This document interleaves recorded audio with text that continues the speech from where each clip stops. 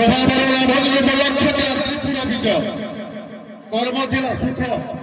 ସମ୍ଭୋଗ ଏବଂ ଧର୍ମ ଥିଲା ରାଜସିକ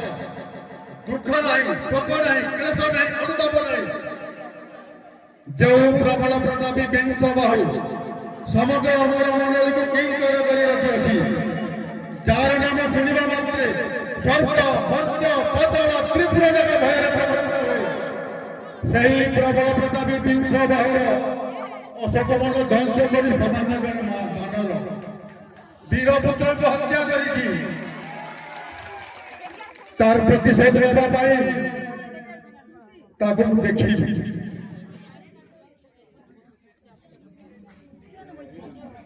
रे रे दूत केमेव मारानीति दुष्टागम लगित्या जलगल्पभि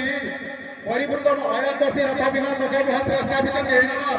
गृहीतम्य मध्य के मम है कि नामधेय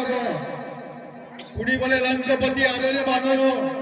केउ तो बोलु तू केउ घरे घर ए दुष्टर सागर तू केवंत करिलु भीषण तरंग मते की परि होइलु कहा आज्ञा रे तू